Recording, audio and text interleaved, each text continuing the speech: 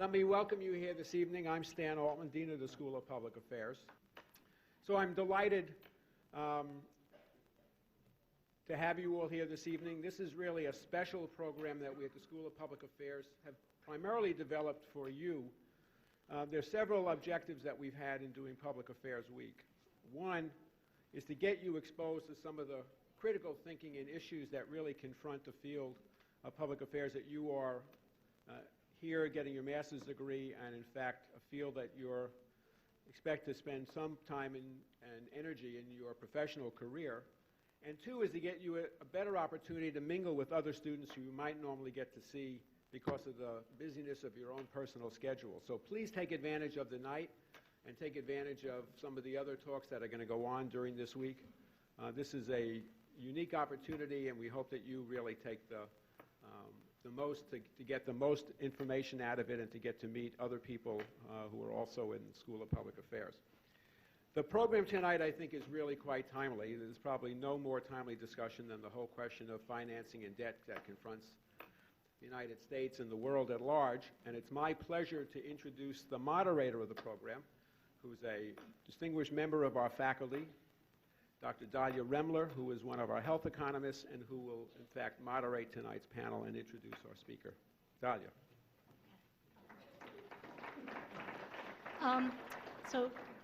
Thank you very much, Stan. Our speaker tonight is Larry Kotlikoff, who's a professor of economics at Boston University, and he's worked with more governmental, non-governmental organizations than I really have time to talk about. His topic, as you know, the title is formally Debt, Deficits, and the Risk of Financial Crisis. And he's looking at these particularly through the lens of intergenerational equity. And we're extremely pleased to have him discuss this topic because it's one that he has really been focused on and has been a leader in bringing to public attention for really for 2 decades now. He's done research on virtually every aspect related to this issue. 10 years ago, he wrote the Intergenerational Accounting, and recently he wrote the book that we have over there, The Coming Generational Storm, with Scott Burns. The ground rules, the plan for the evening are as follows. Professor Kotlikoff is going to speak for around 50 minutes. Then I'll start things going with some follow-up probes, and we're going to open the floor up to questions. And we particularly encourage questions from students. And one other housekeeping thing, if I could just say again, make sure that your cell phones and pagers are off. So without further ado, we're extremely pleased to have Larry Kotlikoff. Thanks very much, Dalia. I'm just going to get up and thank you.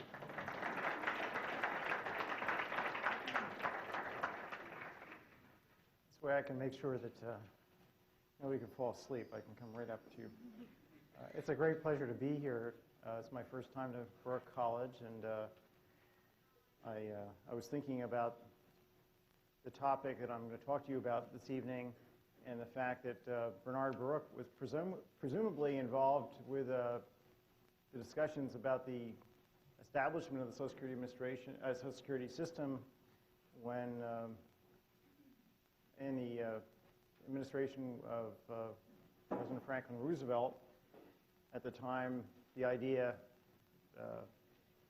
was initially discussed, and I'm sure that he would be very proud if he were alive today of all the successes that Social Security and its companion policy, the Medicare program, have generated. But I think he'd also be very concerned about the kinds of fiscal problems and demographic problems that we're facing and the connections of these 2 programs to those problems. And I think he'd also be very concerned about how the markets would fare through time if we don't attend to these problems. As I recall, Bernard Baruch was very clever to get out of the stock market right before the crash in '29. Well, he might be pulling out of the stock market today, or at least out of the bond market, were he around today, knowing what I'm going to be telling you tonight. We're facing a very grave crisis in our country. It's a demographic and fiscal crisis, and I refer to it as the coming generational storm. And it really is going to affect not just the U.S., but also all the other developed countries in the world, in Europe and Japan. It's even going to affect China. So we have a potential for a global financial meltdown of the kind we saw in the 30s.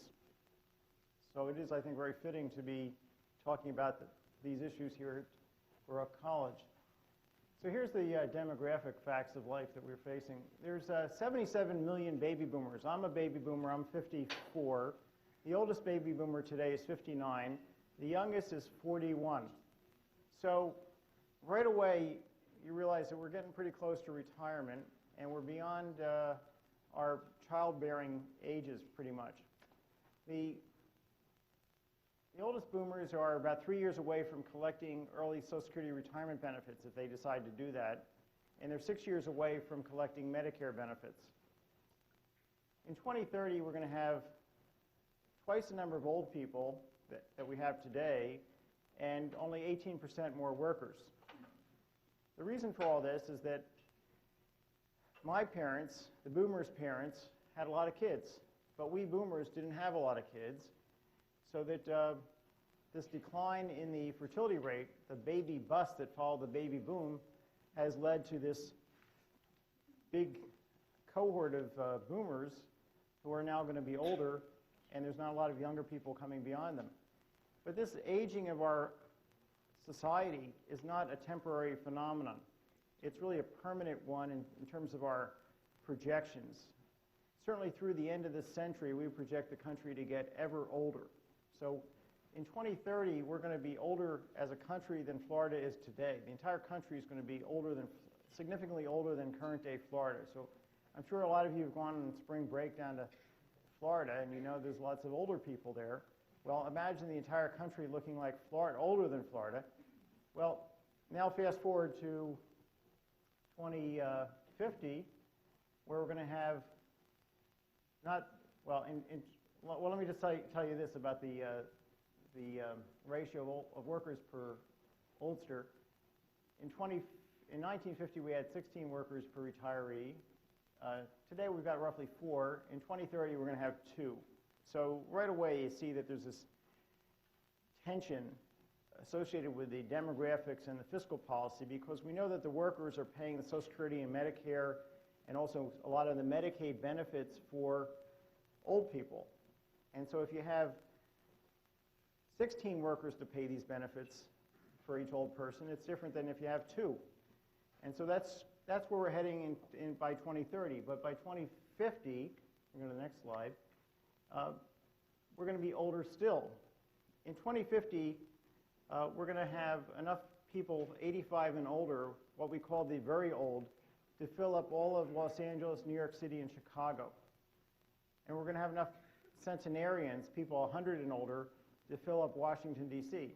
So imagine taking a trip to Los Angeles in 2050 and driving on the highways and seeing nobody but 85-year-olds driving, and or 85-plussers. And then you say, geez, let's go to Chicago, can't take it here. And get out, nobody's under 85. And then you go to New York, nobody's under 85. Then you go to Washington, D.C., nobody's under 100. Let's try and get a feeling for what's coming here. Now, the U.S., as I mentioned, is not the only country where aging is happening. Indeed, the U.S. is really the young kid on the block in terms of other developed countries. Japan right now is about 15 years ahead of us in terms of its aging process. And even though this word is misspelled, Harry should be H-A-R-A, I understand, Japan is engaged in national hara-kiri. Why is that? Well, it's older, and they're having very few kids. The Japanese live longer than anybody else. They're already a lot older than we are. They're going to end up a lot older than we'll end up. But the other thing about the Japanese situation is that their fertility rate is a lot lower than that in the U.S. Our fertility rate's around 2.1. and the Japanese fertility rate's around 1.2 today. So that means that each woman is only having 1.2 kids. Maybe the woman is just trying to produce a girl, but the gals there need to produce guys as well in order to maintain the population at a stable level. If they only just produce themselves or try to reproduce, reproduce themselves, then the number of people in the society is going to fall.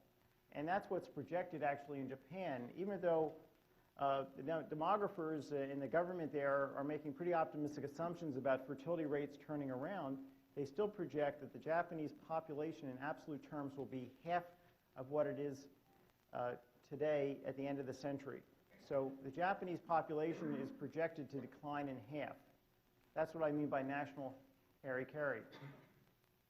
What about Italy, Japan, Italy, Germany, and Spain? Well, all these countries also have very low fertility rates. Italy and Spain have fertility rates around 1.3, 1.4.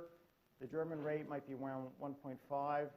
So all three of those countries and several other of those Western European countries are depopulating. Not quite yet, but they're projected to depopulate over the course of the century. Not as significantly as Japan, but still there's not going to be any growth in the population, going to be a decline. Now, China, where they have this one-child policy, if that policy is actually being respected or enforced or observed or obeyed, what that will mean is that eventually China will become the oldest country in the world. And there will also be depopulation in China. So we don't know for sure what's going on with Chinese fertility, but if that one-child policy is actually being maintained, then I think we can project into the middle of the century that the Chinese will be the oldest society in the world. And even though they're not a developed economy, they have a lot of the same fiscal problems that we face because they have a lot of state workers who they have to support in terms of pension benefits and also health care benefits. Now, let's go back to the U.S. and try and connect this demographic issue to the fiscal one.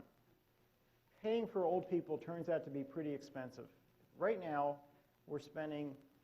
this year, we're spending about $21,000 per old person, per oldster, in Social Security, Medicare, and Medicaid benefits. Medicaid benefits, as you know, are medical benefits to poor people. And in the case of old people, the Medicaid benefits refer to paying for indigent poor people, old people who are in nursing homes. So the Medicaid system is paying for the nursing home care of the poor elderly. And nursing homes are very expensive.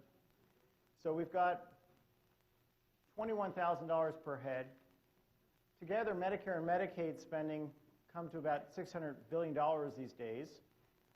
The Medicaid spending actually is larger in absolute terms than the Medicare spending. Last year, it just surpassed the Medicare.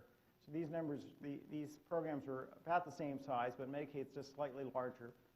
And these benefits are growing like crazy. Now, to give you a sense of how much they're growing, let's think about Medicare benefits per beneficiary. How do you think they grew compared to real wages over the last 4 years? Well, it turns out that they grew 16 times faster. Medicare benefits per beneficiary. So this doesn't take into account the demographics, okay? So just per recipient, that level of benefits grew 16 times faster than wages per worker just in the last 4 years. Now, if you think about benefits per beneficiary growing at these kinds of rates, interacting with all these baby boomers who are going to be collecting those benefits, and also take into account the fact that the benefit level is already really high. You know, we're talking about $21,000, which is a lot of money. A lot of countries don't have GDP per capita of $21,000. Most countries in the world don't have that level of living standard. That's just the transfer payments we're making to the old people. Okay, when you put all this together, what does it spell? Well, it spells the following fact, that Uncle Sam is broke. We have a fiscal gap separating all the projected spending and all the projected taxes, which in present value comes to $51 trillion. That number is $51 trillion. What do I mean by the fiscal gap? Well, first of all, let me just remark that we're so broke that I think we're in much worse shape than Brazil is today, for example. And we still may be in better shape than Japan or Western Europe. If you take our fiscal gap as a share, for example, of our GDP, it may actually be worse in Japan or Western Europe. So those of you who are shorting the dollar and buying the euro or buying the yen, you may want to think twice about that. Personally, I'm not sure that's such a good move. I think the dollar is, I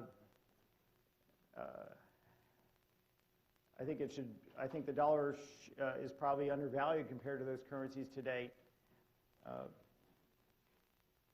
But that's a topic we'll get into in a bit.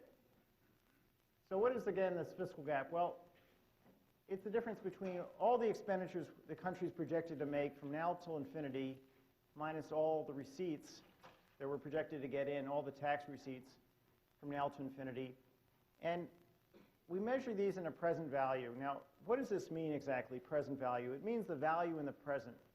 So if I'm talking about expenditures on, for example, missiles in 20 years of $50 billion, which is part of the present value of these expenditures, the way we figure out what the present value of that $50 expenditure that's projected in, whatever I said, 50 years, is that we take that amount and we discount it to figure out how much it's worth today. How much is $50,000 50 years from now worth today? How much money would I have to have today that I could put into the bank and end up with $50 billion in 50 years? And so there's a little algebra that tells us how to convert an amount of money in the future into its present value. Just like, you know, if I tell you, what's your name? Annie. Annie. If I tell Annie, hey, Annie, I'm going to give you $1,000 today, well, you know what that means. If I tell you I'm going to give you $1,000 in a year, that doesn't feel just quite as good. It feels good, but it doesn't feel quite as good. If I tell you I'm going to give you $1,000 in 10 years, it doesn't feel quite as good as even next year. Because you know that if you had the $1,000 today, you could put it in the bank and end up with more than $1,000 next year, and even more than that in 10 years, because it would accumulate interest. So when we think about $1,000 10 years from now, we say, okay, how much is that? How much would I have to put in the bank today to end up with $1,000 in 10 years? And that's the present value. So that's what we're doing here. We're getting all these expenditures on goods and services, on transfer payments, all the expenditures the government makes, also interest payments on the government debt, servicing, paying the principal on the government debt, all those expenditures, comparing those with all the receipts, and that's the gap. And the number, as I said, is $51 trillion, and it's like saying, you know, we got a company here that's got projected costs for paying for salaries and you know, interest on its mortgages and so forth, and it's got projected revenue, and the difference is negative. Well, those kind of companies we think are maybe bankrupt. Their projected profits are negative in present value, and companies that have a present value projection of profits that's negative usually get shut down. They declare bankruptcy. In the U.S. case, the equivalent of bankruptcy is to try and dump this entire $51 trillion bill into whose lap? Annie's lap. And everybody her age, and everybody younger. That's basically the game plan here. Let's try and, to use impolite language, screw the kids. That's what's going on down in Washington, on both sides of the political aisle, to be quite clear. Now, the official debt that the country has is only $4.5 trillion. So if the total fiscal gap here is $51 trillion, the official debt is really a sideshow. The reason this number is so big is that we have these very high benefit levels for Social Security, Medicare, and Medicaid. They're projected to grow at rates that are higher than labor productivity. And if you look at the present value of those benefits interacting with the demographics, it turns out to be a big mess. You also have the fact that federal revenues are low because there's been 3 different tax cuts passed over the last few years under the Bush administration. And you also have a lot of spending on the military and other discretionary items. So there's a number of reasons why this fiscal gap is big. It's not just Social Security, it's not just Medicare, it's not just Medicaid, it's not just the tax cut, it's not just the increased military spending. It's all those things. Together, combined, leaves us with a $51 trillion red hole that we have to face. And a lot of the story is really the entitlement payments, but it's not just that. So let me tell you, first of all, where this number 51 trillion came from. It's in small print here. It says the U.S. Department of Treasury. There was a study done by Secretary O'Neill, commissioned by Secretary O'Neill at the U.S. Treasury a couple years ago before he was fired. You remember Secretary O'Neill? He was President Bush's first Treasury Secretary. And if you go back a couple of Decembers, he was fired like on December 3rd. He had commissioned this study to analyze the fiscal gap, and it came up with this number, this kind of horror show, and he was going to publish this as part of the president's budget. Well, he was fired, and within a couple days, and usually you don't fire Treasury secretaries, usually get them to resign on their own, but from one minute to the next, he was just fired, and he actually picked up his, his briefcase, left the office, drove to Pittsburgh, wasn't heard of for a couple of years. That's what happened with Secretary O'Neill. 2 days after he was fired, this study that was done at the Treasury had been done for, been worked on for about 6 months by a bunch of economists, a whole team there, was censored. They threw it out of the president's budget. They told the people that had been working on it for 6 months, well, thanks for all your hard work, but we're not going to include this in the president's budget. Now, why was that? Well, President Bush wanted to have his third tax cut passed, and he also wanted to pass this very expensive Medicare drug benefit, which were passed. And consequently, the study did not become part of the president's budget. However, the authors of the study left the Treasury, and they went to the American Enterprise Institute. They're Jagdish Gokhale and Kent Smetters, and they published a study there. But they took out any reference whatsoever to the U.S. Treasury. Now, I happen to know these guys because I've co-authored articles with them. So I knew this study had been done at the Treasury. So I wrote an op-ed with an economist named Jeff Sachs, who's up at Columbia. And we wrote it in the Boston Globe, and we said, here's the Treasury papers. I don't know if you've heard of the Pentagon papers. Well, we referred to in our op-ed to the Treasury papers and then we exposed the fact that this was a $51 trillion fiscal gap and that this study had been published and it was actually done at the Treasury and censored by the Treasury, and that this is the situation that we're facing as a nation. And what happened? Well, the next day, the Financial Times did a front-page story about this fiscal gap. And then reporters started asking the White House and the Treasury Department whether this study had been done at the Treasury. Oh, no. This study had never been done at the Treasury. They said there's no connection whatsoever of this study to the U.S. Treasury.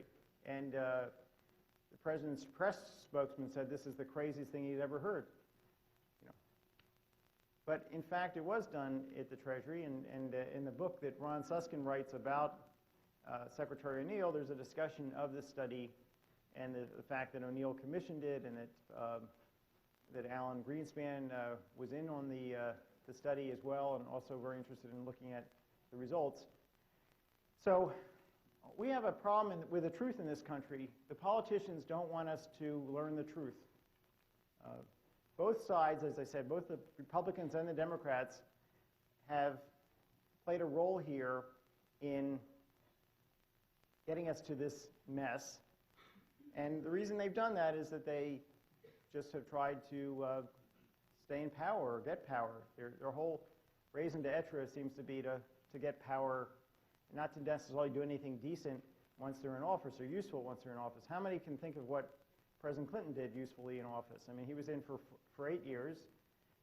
The most significant domestic policy initiative that I can think of that he engaged in during this period, apart from there was some tax hike, but apart from that was the Family Leave Act, which is an important piece of legislation in its own way, but it's not, you know, he had 8 years to deal with the problems in Social Security, Medicare, and Medicaid, did nothing because he was more interested in other things, apparently. And then President Bush comes along and makes this problem significantly worse. And it's not just these two guys. You know, if you go back to Reagan and previous administrations, it's 50 years of fiscal child abuse, of taking ever larger sums from younger people and giving them to older people. That's what's been going on. Well, there's a limit to this process, and to give you some sense of the limit, there's these numbers here that also are part of these Treasury papers, the Treasury study. They indicate what it would take to eliminate the fiscal gap. If we had to come up with $51 trillion in savings, what would it take? Well, one way you can eliminate the gap is to cut the spending, and the other way is to raise the taxes, the receipts. Well, what if you immediately and permanently were to raise federal personal and corporate income taxes? How much would you have to do on that score? Well, you'd have to have a immediate and permanent 78% hike in federal personal and corporate income taxes. So all our tax rates, if you like, personal and corporate, would have to be 78% higher. And that's obviously would be quite painful. Whatever you're paying in taxes this year, on those of you who are older and actually, you know, paying taxes, look at your tax payments on April 15th in a couple weeks here, and imagine that number being 78% higher. And right, this nice lady is going like this. She went, oh my God. Okay, well, here's another option. We can go and cut Medicare and Social Security benefits immediately and permanently by 51%. That would also come up with $51 trillion in present value. A third option would be to have an immediate and permanent discretionary spending cut. That would require a 114% cut in all the non-transfer payments by the federal government. So all the purchases of missiles, of Bradley armored vehicles, of uniforms for the military, salaries for the senators, cigars for the president, all these expenditures would have to go away, and that still wouldn't be enough. We'd have to shut down all of Washington. It still wouldn't come up with enough money. Now, mind you, these calculations that were done by the Treasury, by our own government, were made under actually very optimistic assumptions about, particularly about Medicare and Medicaid spending per beneficiary. The assumption that's being made in this study is that those benefits per beneficiary would grow only 1/3 faster than real wages in the future. Over the last 4 years, they've grown 16 times faster. So this is actually the good news. Let me go on and tell you what happens if you don't start dealing with this problem. This fiscal gap is like a credit card bill. It's not a number off in the future. It's a present value. It's the value in the present. It's what we've got to deal with today. It's like our current credit card bill. It's not a bill we're going to get 10 years from now. It's a bill we've got today. So the longer we ignore it, the bigger it gets. It's like, you know, if you don't pay the interest on your credit card bill, it gets bigger, right? Well, we're not paying the interest. So if we were to wait for 5 years, well, let's say 4 years, and start raising taxes in 2009, we'd have to have a 84% immediate and permanent hike at that point. So your taxes starting in 2009 would have to be 84% higher if you want to hold off. We'd have to cut even more of the federal government, and we'd have to have a 54% cut in Medicare and Social Security benefits starting in 2009. So the longer we wait, the bigger the problem. Let me go to the next slide here. So what does Bush want to do? His fiscal policy is really accelerating bankruptcy. Up till now, that's what he's been doing in a way that's almost unconscionable. But he seems to be unconscious I mean, right? I mean, did any of you guys vote for this guy? Okay. Oh, you're brave souls. How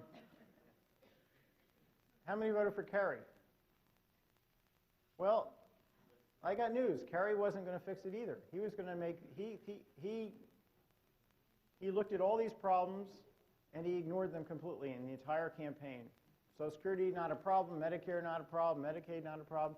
He offered us nothing, okay, except more of the same. So, and he certainly wasn't talking about net tax increases. He wanted to raise taxes on the wealthy in order to pay for additional spending. He wasn't coming up with anything that was going to reduce the fiscal gap. So you guys shouldn't have voted for him either. Who should you have voted for? This lady in the back should have voted. What's your name? Andrea? Okay, you should have voted for her or for your kids or somebody. You should have written in somebody. Or none of the above. I think that would have been we should have gotten a campaign together to have everybody in the country vote for none of the above. And, right. Because these politicians, you got to realize they're really lower life forms. They're not really grown-ups. They're not, and I mean this in all seriousness. We don't have adults running the country. We have people that are self-interested, self-motivated, but they're not into these jobs for the public good. They're down there to get power and hold on to power.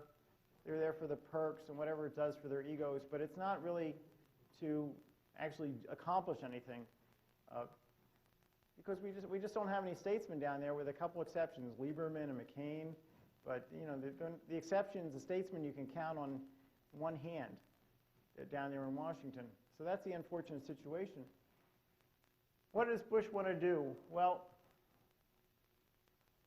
he's got nothing in mind to fix Medicare and Medicaid. He's got no proposals there. The only thing he's done is to enact this drug benefit for the elderly, which I think is very important that the elderly have insurance for prescription drugs. But I think it's also a good idea for the elderly to pay for their own insurance, rather than to leave the whole bill for the next generation. So he left the elderly completely off the hook in paying for any of this stuff. And this stuff is growing like crazy, and he's not taking control of that, minding the shop. What about tax reform? Well, his idea of tax reform is not to raise revenues. He wants to keep revenues where they are and just change the tax structure, perhaps, or I'm not sure exactly what he has in mind, but and tax reform that comes out might actually be an improvement over what we've got, but at least in his mind, it's supposed to be revenue neutral and not generate any additional receipts that really are going to lower that fiscal gap. Well, what about privatizing Social Security? This is the thing he's going around the country talking about. Well, if you look at what he's actually said he wants to do, all he's really said so far is he wants to cut taxes. He wants to, because all he said is that people should be able to put their money into private accounts. If you really just look at exactly what he said, he hasn't really talked about cutting benefits, but other people are talking about cutting benefits and ascribing this to him.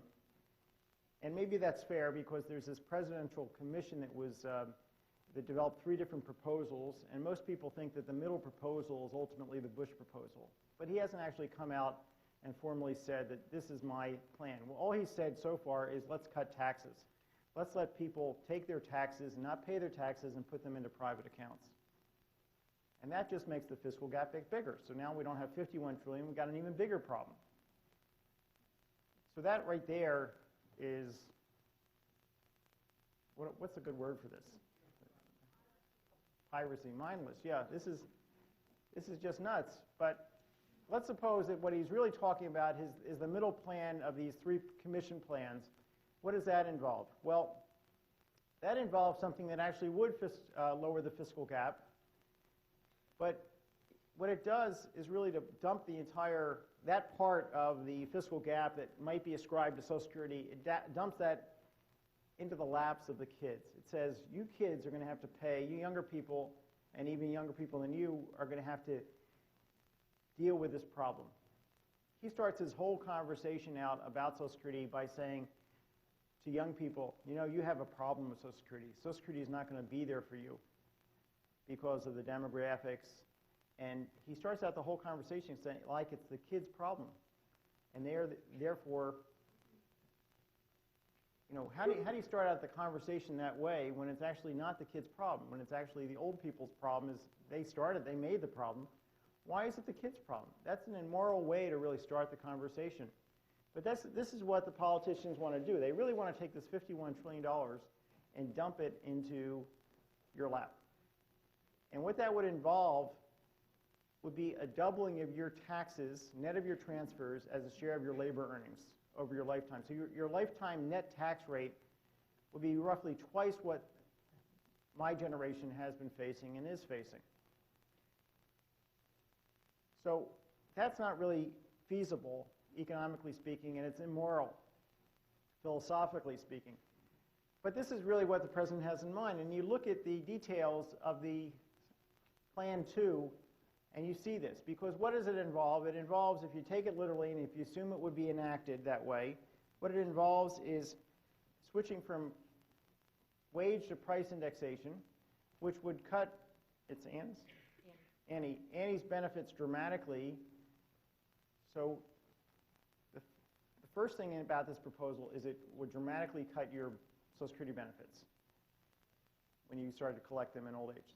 The second thing about it is that you have an option to go into a private account. So option one is to stay in the old system, pay all your taxes, and get relatively small amounts of benefits back. So lose most of your benefits and pay all your taxes. That's what he's doing for you if you stay in the old system. Now, if you go into the new system, if you take, let's say, up to $1,000 a year and put it into these private accounts, what happens? Well, you lower your taxes by $1,000 because it now goes into your private account. On the other hand, there's an extra provision in that Plan 2, which is in the fine print, which only if reporters are finally kind of focused on, which involves an additional cut in your Social Security benefits equal to the $1,000 compounded at 3% real up to your age of retirement.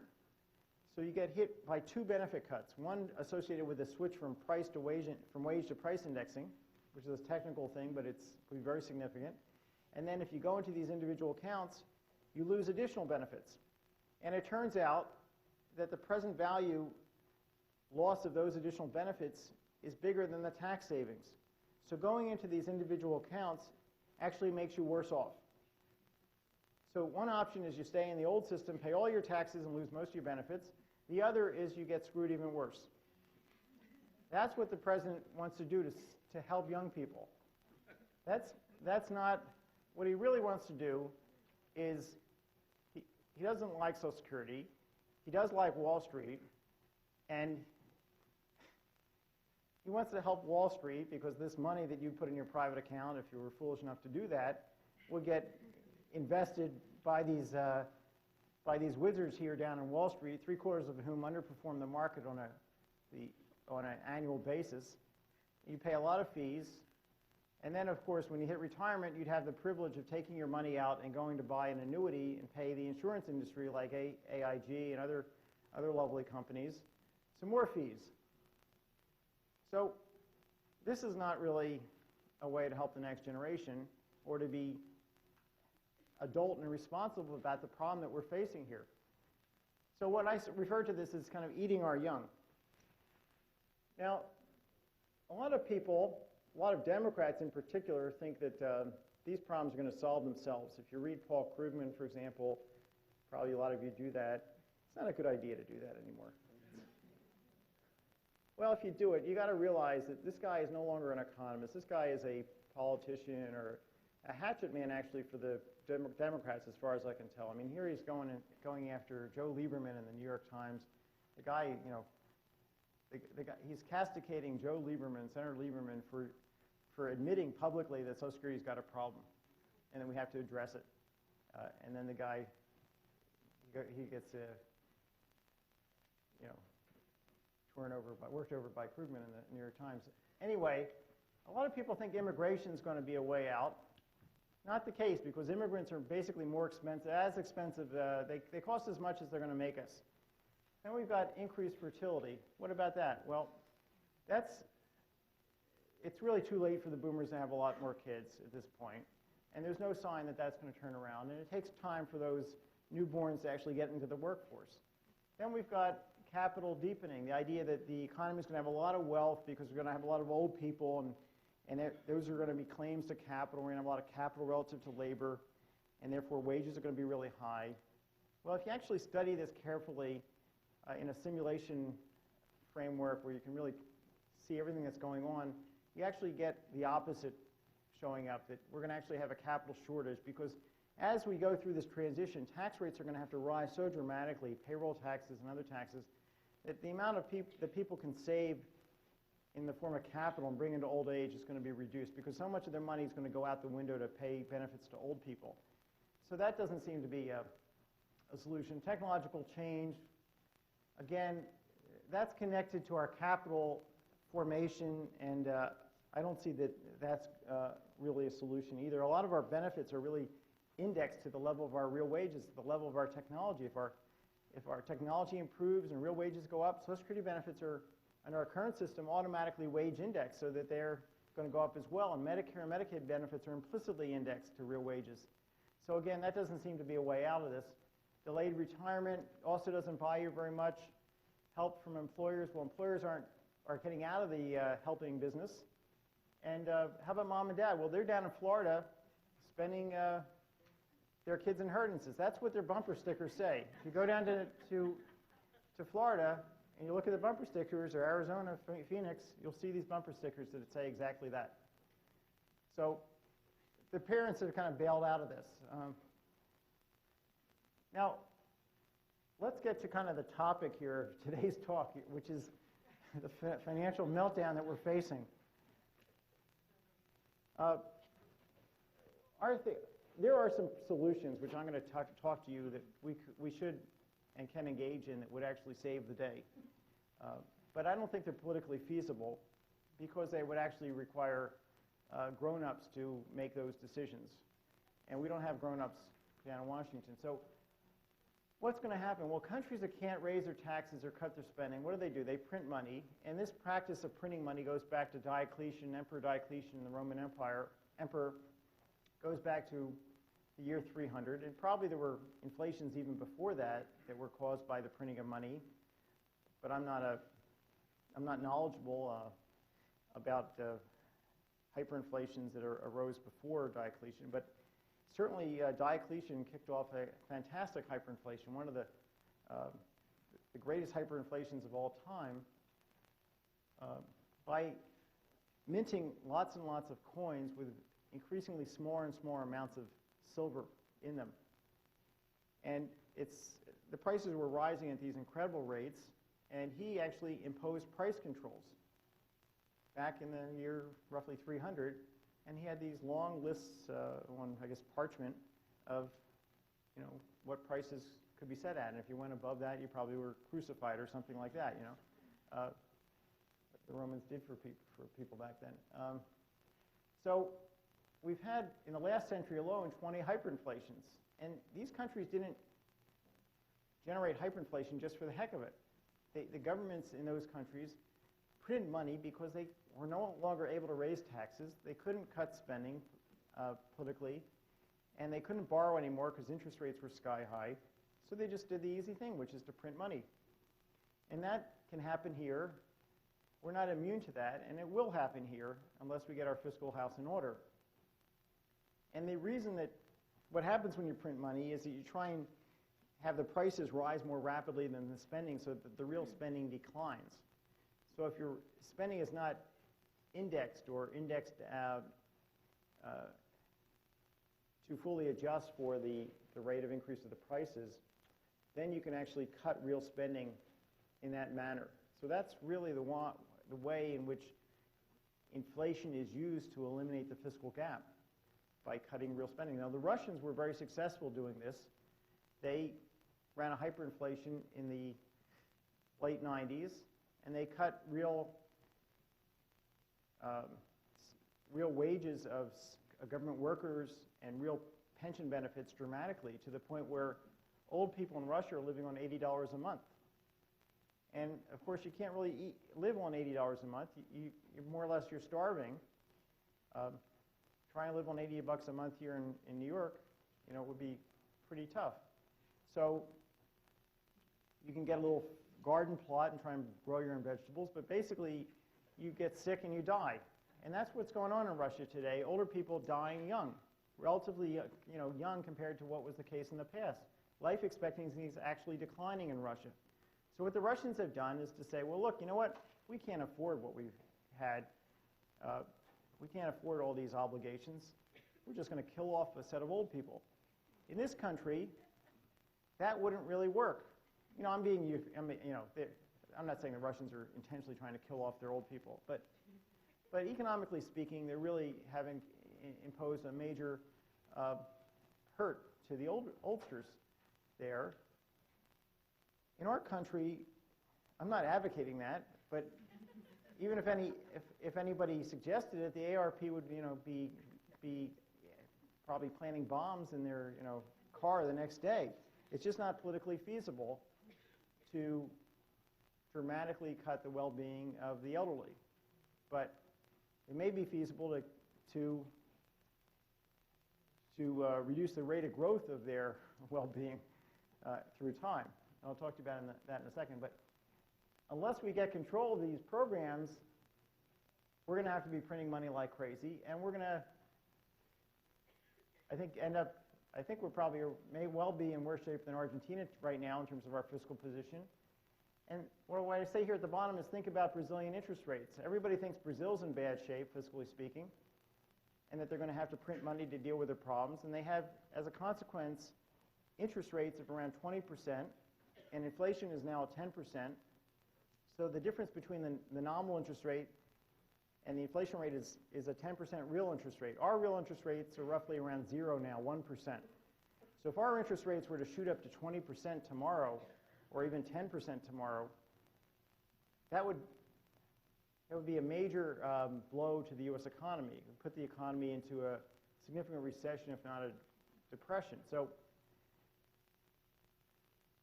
why might that happen? Well, when people realize that the government's going to have to print money to pay for its bills, then anybody holding U.S. Treasury bonds will realize that they're going to be paid back in watered-down dollars. And they're going to then dump these bonds. So as soon as the folks down here in Wall Street and around the rest of the world realize that the government has no way out except really to print money like crazy, they're going to then dump U.S. bonds and other U.S. Corporate bonds, and that's going to mean that the price of bonds is going to go down and the interest rates are going to go up. And that could happen like that. It could happen first thing tomorrow morning, as soon as you guys all go and short the U.S. bond market. After you'll leave here and you go place you go buy the RYDX Juno Fund. RYDUX is the ticker, which allows you to short the U.S. long-term bond, in a relatively safe way. So you can take a bet on the fact that interest rates will go up as opposed to staying at their low levels. I've done that for the last 2 years and just lost money for 2 years in a row. So I'm not telling you to do this, but I'm saying that at some point, interest rates are likely to shoot up dramatically, just like they did in Brazil and have done in other countries, when it becomes clear that the country cannot cover what it's up to with conventional fiscal policy. It's going to have to print money. Yep. Now, part of the story here is that we have this big gap between our national saving rate and our domestic investment rate, and that difference is being made up by foreigners in terms of what's called the current account deficit. So a lot of the bonds that are out there are being held by the Japanese and the Chinese governments and other governments around the world who might decide that this is not going to be a safe thing to hold if the U.S. price level is going to go up and the real value of these securities is going to fall. So here's what I'm saying that we should do. We should have sensible Social Security reform, Medicare or Medicaid reform, but again, I think they're politically infeasible. The book that I've written, called The Coming Generational Storm with Scott Burns, outlines the kind of Social Security reforms that I would propose. What I think we should do is pay off the obligations of the old system with a federal retail sales tax that would hit the middle class and rich elderly, but not the poor elderly, for reasons I can explain. It would get them to help pay off the liabilities of the old system, and then we should set up a modern Social Security system where people put their employee contribution to the FICA into these individual accounts. They're divided 50-50 between husband and wife or between legal partners so that each partner or spouse has the same size account. The government makes matching contributions on behalf of the poor to these accounts on a progressive basis. And then the account balances are all invested by the Social Security Administration in a global market-weighted index fund of stocks and bonds and real estate securities. So Wall Street doesn't get its hands on any of this money, and it's all invested at very low cost in the global marketplace in a fully diversified manner. And then at retirement, these account balances, this global index that you're holding, is gradually sold off and transformed into an inflation-protected pension. It continues as long as you live by, again, the Social Security Administration. So what I'm proposing has got some features that the president would like, which is individual accounts, private property, holding of equities as well as bonds. And by the way, I'd also have the government guarantee that people get at least a zero real return on these investments. So the government would guarantee the downside of the market here. But everybody have the same portfolio. It wouldn't be that Joe Steelworker does really well because his uncle gave him a great tip, and Alice, teacher, does really poorly because she sold at the bottom and bought at the top through her individual account. People wouldn't have discretion under what I'm proposing. They'd have to hold the same portfolio as everybody else. That is a mature, responsible way to go. It talks about getting everybody on board to pay off what we owe under the old system with this federal retail sales tax, and then sets up a new system with half of the FICA tax, putting money into individual accounts, but it does it in a way that the Republicans and Democrats can both live with. So that's a compromise, which AARP wouldn't like because it involves the elderly having to make some sacrifice, but that's really what we need. We need a modern Social Security system. The current system is just a mess. It's got 2,500 plus rules that nobody can understand. We need to reform it, but we need to do this reform in a generationally equitable way to lower that fiscal gap in a way that doesn't leave the whole burden just on you guys. Now, Medicare and Medicaid, what I would do there is I would give people vouchers that are, or the government would figure out how much could be spent every year on these programs, and then it would allocate that money to the participants in these two programs, Medicare and Medicaid, via vouchers that people would use to buy health insurance for the following year. So each year you get a voucher, but the key thing about this proposal is that the vouchers would be individual specific. If you were, and the size of the voucher would depend on your health status. If you were very sick, if you had like pancreatic cancer, for example, you might get a $200,000 voucher if you're 85. If you're 85 and perfectly healthy, you might get an $8,000 voucher. So this means that somebody who's got a significant problem or any health problem would not be at a disadvantage, not be disadvantaged by this proposal. The insurance companies would want to take that voucher, because it's a really big voucher, and insure that person. And if the person needed more than $200,000 worth of care, the insurance company would lose money. If he needed less, the insurance company would make money. So these would be vouchers that could be used for one purpose only, which is to buy health insurance, to pay for health insurance premium. And by handing out the vouchers, we get rid of this fee-for-service system under which people go and get services and then send the fees to Washington, which is kind of an out-of-control prescription for bankrupting the country and the next generation. Okay, I think it's time for me to wrap it up. Let me see what the next slide is, though. I want to make sure I didn't. So what's coming? And this will be my last slide, and then we'll take some Q&A. I think we're not going to adopt what I'm proposing, even though it makes perfect sense, and even though it can be sold, I think, because I think you can appeal to older people about the value of the country, about the value of the American dream, about sustaining the American dream, about the need to take care of and protect their kids and grandchildren. And even if maybe they don't even have kids and grandkids, but they might have nieces and nephews. People ultimately aren't in this game of life just for more material things, you know, better cars, fancier vacations, better restaurants. That's not ultimately very satisfying. Knowing that you've got a job to do to protect the next generation and that we need to do it collectively, that's something that I think resonates with people, and it can be sold politically, but we need to have somebody besides the current occupant of the White House or the alternative occupant that we could have had doing that sales job. We need a grown-up in office, and I'm not sure when that's going to happen. So if we don't get that soon, we're going to have tax hikes, benefit cuts, very high inflation, if not hyperinflation, very high nominal interest rates, high real interest rates, low growth, unemployment associated with these financial outcomes. And I also think the economy's capital accumulation is going to be much less than most people think, and that there's going to be a reduction in real wages as a result of that. So the whole picture is kind of dismal, but that, after all, is what economists are about. You know, the economics is called the dismal science for a good reason. We usually have something to worry about. So let me stop there and ask for any questions you might have.